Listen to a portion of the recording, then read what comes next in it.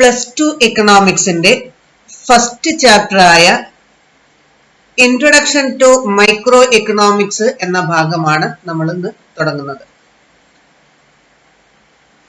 അതിലെ എക്കണോമിക്സ് എന്ന പദം ഡിറൈവ് ചെയ്തിരിക്കുന്നത് ഒയിക്കണോമിയ എന്ന ഗ്രീക്ക് വാക്കിൽ നിന്നാണ്. The word economics is derived from the Greek word oikonomia, which means household management. Household management. അതായത് ഗൃഹഭരണം എന്നർത്ഥം വരുന്ന ഗ്രീക്ക് വാക്കായ ഒയിക്കണോമിയയിൽ നിന്നാണ് എക്കണോമിക്സ് എന്ന വാക്ക് ഉത്ഭവിച്ചിട്ടുള്ളത്. അപ്പൊ നമ്മൾ ചാപ്റ്ററിന് പറഞ്ഞത് മൈക്രോ എക്കണോമിക്സിന്റെ ഇൻട്രൊഡക്ഷൻ ആണ്. അപ്പം എക്കണോമിക്സ് രണ്ട് ഭാഗമായിട്ടാണുള്ളത്. ഒന്ന് മൈക്രോ എക്കണോമിക്സും മറ്റൊന്ന് മാക്രോ എക്കണോമിക്സും. മൈക്രോ എക്കണോമിക്സില് micro means small, macro means large എന്നാണ്. നമ്മൾ ഒരു എക്കോണമിയുടെ മുഴുവൻ ഭാഗങ്ങളെയും പഠന വിധേയമാക്കുകയാണെങ്കിൽ അത് മാക്രോ എക്കണോമിക്സ് ആണ്.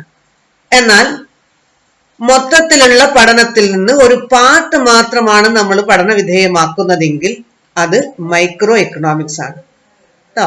അപ്പം ചെറിയൊരു ഭാഗം എടുത്ത് പഠന വിധേയമാക്കുക, ഒരു ഇൻഡിവിജ്വൽ, ഒരു കൺസ്യൂമർ, ഒരു ഹൗസ് ഹോൾഡ്, ഒരു ഫേം എന്നൊക്കെ പറയുന്ന ചെറിയ ഒരു ഭാഗത്തിനെ മാത്രം പഠന വിധേയമാക്കുമ്പോൾ അത് മൈക്രോ എക്കണോമിക്സും, എന്നാൽ മൊത്തത്തിനെ പഠന വിധേയമാക്കുമ്പോൾ അത് മാക്രോ എക്കണോമിക്സും ആണ്.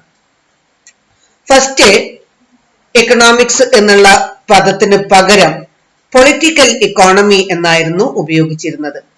പൊളിറ്റിക്കൽ ഇക്കോണമി ആയിരുന്നു. എന്നാൽ ആൽഫ്രഡ് മാർഷൽ ആണ് ഫസ്റ്റ് ആയിട്ട് എക്കണോമിക്സ് എന്ന പദം യൂസ് ചെയ്തിട്ടുള്ളത്. The word economics or the term economics was first used by Alfred Marshall.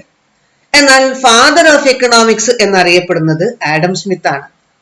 എക്കണോമിക്സിന്റെ father ആരാണ്? ആഡം സ്മിത്ത് ആണ്.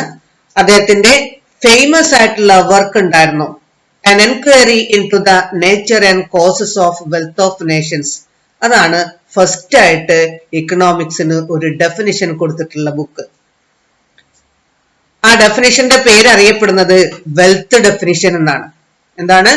Wealth definition. Adam Smith father of economics ആണ്. അദ്ദേഹം നൽകിയിട്ടുള്ള ഡെഫിനിഷന്റെ പേര് വെൽത്ത് ഡെഫിനിഷൻ ആണ്. അദ്ദേഹത്തിന്റെ ഫേമസ് ആയിട്ടുള്ള ബുക്കിന്റെ പേരാണ് An Enquiry into the Nature and Causes of Wealth of Nations എന്ന്. അത് പബ്ലിഷ് ചെയ്തിട്ടുള്ളത് 1776 1776. എന്നാൽ ഈ ഡെഫിനിഷനെ ക്രിട്ടിസൈസ് ചെയ്തുകൊണ്ട്, അതായത് Adam Smith gave too much emphasis on wealth എന്നാണ്. വെൽത്തിന് എംഫസിസ് മാത്രമേ ആൾ കൊടുത്തിട്ടുള്ളൂ, മറ്റൊരു കാര്യവും പറഞ്ഞിട്ടില്ല എന്നും പറഞ്ഞിട്ട് ആൽഫ്രഡ് മാർഷൽ പുതിയ ഒരു ഡെഫിനിഷൻ കൊടുത്തിട്ടുണ്ടായിരുന്നു, വെൽഫെയർ ഡെഫിനിഷൻ. ഒരേ സമയം വെൽത്തിനും വെൽഫെയറിനും ഇമ്പോർട്ടൻസ് കൊടുത്ത ഒരു ഡെഫിനിഷൻ ആയിരുന്നു വെൽഫെയർ ഡെഫിനിഷൻ. അദ്ദേഹത്തിന്റെ ഫേമസ് ആയിട്ടുള്ള ബുക്ക് പ്രിൻസിപ്പിൾസ് ഓഫ് ഇക്കണോമിക്സ് ആണ്. അപ്പം ആൽഫ്രഡ് മാർഷലിന്റെ പ്രിൻസിപ്പിൾസ് ഓഫ് ഇക്കണോമിക്സ് എന്ന് പറയുന്ന ഫേമസ് ആയിട്ടുള്ള ബുക്കിലാണ് വെൽഫെയർ ഡെഫിനിഷൻ കൊടുത്തിട്ടുള്ളത്. അത് 1890 പിന്നീട് മറ്റൊരു എക്കണോമിസ്റ്റ് ആയിട്ടുള്ള ലയണൽ റോബിൻസ് കുറച്ചുകൂടി ആപ്റ്റ് ആയിട്ടുള്ള ഒരു ഡെഫിനിഷൻ എക്കണോമിക്സിന് കൊടുത്തു. അത് സ്കേഴ്സിറ്റി ഡെഫിനിഷൻ എന്ന പേരിലാണ് അറിയപ്പെടുന്നത്. സ്കേഴ്സിറ്റി, ദൗർലഭ്യ നിർവചനം എന്നാണ്. ഈ ദൗർലഭ്യ നിർവചനത്തിന്റെ പ്രത്യേകത എന്താന്ന് വെച്ചാൽ ഹ്യൂമൻ വാണ്ട്സും റിസോഴ്സസും തമ്മിലുള്ള ഒരു റിലേഷനെ പറ്റി പഠിക്കുന്നതാണെന്ന് പറഞ്ഞു. മനുഷ്യന്റെ ആവശ്യങ്ങളും അതിന് ലഭ്യമായിട്ടുള്ള വിഭവങ്ങളും തമ്മിലുള്ള ഒരു ബന്ധം. ഹ്യൂമൻ വാണ്ട്സ് എപ്പോഴും അൺലിമിറ്റഡ് ആണെന്നാണ്, അപരിമിതമാണ്. എന്നാൽ റിസോഴ്സസ് എന്താണ്? ലിമിറ്റഡ് ആണ്. അത് തമ്മിലുള്ള ഒരു ബന്ധത്തിനെ പറ്റി പഠിക്കുന്നതാണ് എക്കണോമിക്സ് എന്നാണ് ലയണൽ റോബിൻസ് പറഞ്ഞിട്ടുള്ളത്. അപ്പൊ അദ്ദേഹത്തിന്റെ ബുക്കിന്റെ പേര് An Essay on the Nature and Significance of Economics എന്നാണ്. An Essay on the Nature and Significance of Economics. അത് പബ്ലിഷ് ചെയ്തിട്ടുള്ളത് 1932 ഇനി പുതിയ ഒരു ഡെഫിനിഷൻ അല്ലെങ്കിൽ മോഡേൺ ഡെഫിനിഷൻ എന്ന പേരിൽ അറിയപ്പെടുന്നതാണ് Paul A Samuelson. Modern definition അല്ലെങ്കിൽ അതിന്റെ ഗ്രോത്ത് ഡെഫിനിഷൻ എന്ന പേരിലും അറിയപ്പെടുന്നുണ്ട്. പോൾ എ സാമുവൽസൺ ആണ് അത് ഇൻട്രൊഡ്യൂസ് ചെയ്തിട്ടുള്ളത്. അദ്ദേഹത്തിന്റെ ഫേമസ് വർക്ക് എക്കണോമിക്സ് ആണ്. 1964 അത് ഇൻട്രൊഡ്യൂസ് ചെയ്തത്. അപ്പം ഇത്രയും എക്കണോമിസ്റ്റുകൾ മൈക്രോ എക്കണോമിസ്റ്റുകളാണ്. അതായത് ആദ്യകാലത്ത് ഉണ്ടായിരുന്ന എക്കണോമിസ്റ്റുകളൊക്കെ മൈക്രോ എക്കണോമിസ്റ്റുകളായിരുന്നു എന്നാണ്. ഇക്കോണമിയെ ഒരു ചെറിയൊരു ഭാഗം മാത്രം പഠന വിധേയമാക്കുന്ന എക്കണോമിസ്റ്റുകളായിരുന്നു. എന്നാൽ 1936 ആയപ്പോ ജെയിം കെയ്ൻസ് എന്ന് പറയുന്ന സാമ്പത്തിക ശാസ്ത്രജ്ഞൻ അതൊരു മാക്രോ കോൺസെപ്റ്റിലേക്ക് മാറ്റുകയാണ്. മാക്രോ എക്കണോമിക്സിന്റെ ഒരു റെവല്യൂഷൻ തന്നെ വന്നിട്ടുള്ളത് എന്ന് പറയുന്നത് ജെയിം കെയ്ൻസിന്റെ സമയത്താണ്.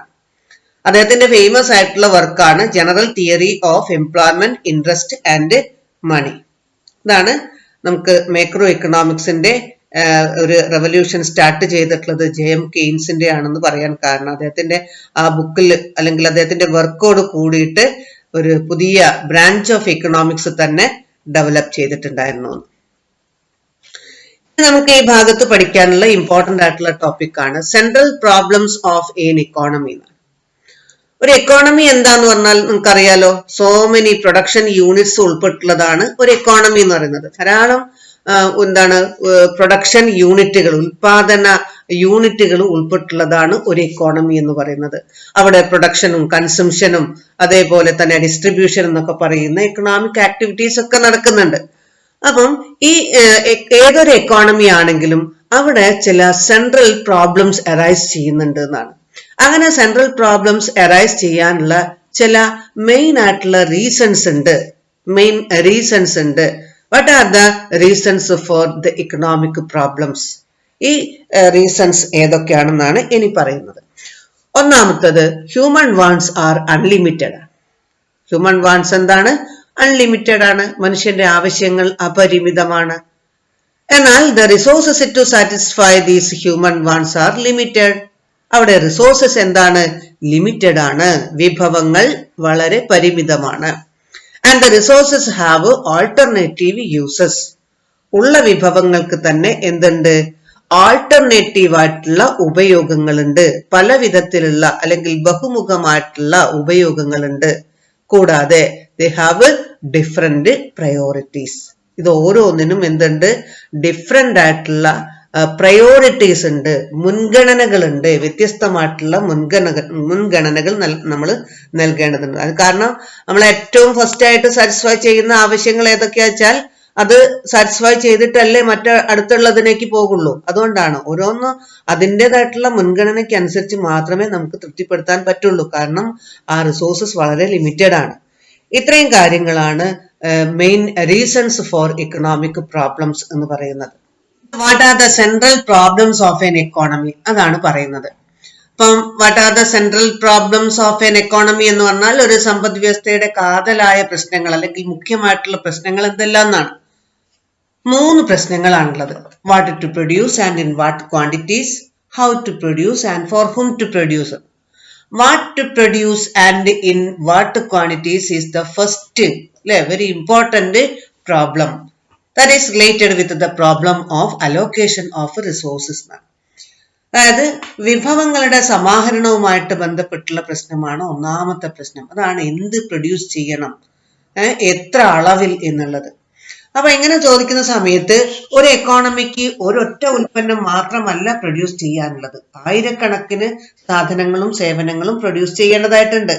അപ്പൊ അങ്ങനെ വരുന്ന സമയത്ത് എന്താണ് what to produce is an important decision taken by the economy അല്ലേ? അപ്പം അവിടെ നമുക്ക് ഫുഡ് ഐറ്റംസ് പ്രൊഡ്യൂസ് ചെയ്യേണ്ടതുണ്ടാവും, നമുക്ക് രാജ്യത്തിന് ആവശ്യമായിട്ടുള്ള ഡിഫൻസ് ഐറ്റം ഉണ്ടാവും, അങ്ങനെ പലതരത്തിലുള്ള റിക്രിയേഷണൽ ഐറ്റം ഉണ്ടാവും, ഇതൊക്കെ ഉണ്ടായിരിക്കും. അതിൽ ഏതാണ് നമുക്ക് ഏറ്റവും അത്യാവശ്യമായിട്ടുള്ളത് വെച്ചാൽ അതാണ് നമ്മൾ പ്രൊഡ്യൂസ് ചെയ്യുക എന്നാണ് ഇക്കോണമിയെ സംബന്ധിച്ചിടത്തോളം. അപ്പം we have to prioritise what type of commodity is to be produced. നമ്മൾ ഏത് തരത്തിലുള്ള കമ്മോഡിറ്റി പ്രൊഡ്യൂസ് ചെയ്യണം എന്നുള്ളത് നമ്മൾ പ്രയോറിറ്റി കൊടുക്കണം, മുൻഗണന. ഇന്നതിനാണ് മുൻഗണന. ഭക്ഷണമാണെങ്കിൽ ഭക്ഷണത്തിന് മുൻഗണന, അല്ലെങ്കിൽ മറ്റേതെങ്കിലും ഡിഫൻസ് ഐറ്റത്തിനാണ് അതിന് മുൻഗണന. ഏതിനാണോ മുൻഗണന വേണ്ടത് പ്രയോറിറ്റൈസ് ചെയ്യുന്നു. What to produce and how much or in what quantities എന്നാണ്. അത് എന്താണ് തീരുമാനിച്ചു കഴിഞ്ഞാൽ എത്ര അളവിലെന്നും കൂടെ നമ്മൾ തീരുമാനിക്കേണ്ടതുണ്ട്, എക്കോണമി തീരുമാനിക്കേണ്ടതുണ്ട്. ഇനി രണ്ടാമത്തെ പ്രശ്നം എന്ന് പറയുന്നത് ഹൗ ടു പ്രൊഡ്യൂസ് ആണ്. That is related with the problem of choice of techniques of production. Techniques of production, അതായത് സാങ്കേതിക വിദ്യ ഏത് ഉപയോഗിക്കണം എന്നതുമായിട്ട് ബന്ധപ്പെട്ട പ്രശ്നമാണ്. There are two types of techniques of production: labor intensive production technology and capital intensive production technology.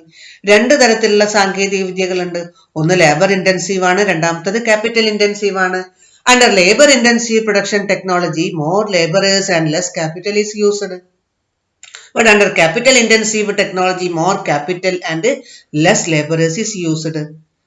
അപ്പം labour intensive എന്ന് പറഞ്ഞാൽ അധ്വാന തീവ്ര സാങ്കേതിക വിദ്യ എന്നാണ്. കൂടുതൽ തൊഴിലാളികളെയും കുറച്ച് മെഷീൻസും ഉപയോഗിച്ചിട്ടുള്ള ഒരു സാങ്കേതിക വിദ്യയാണ്.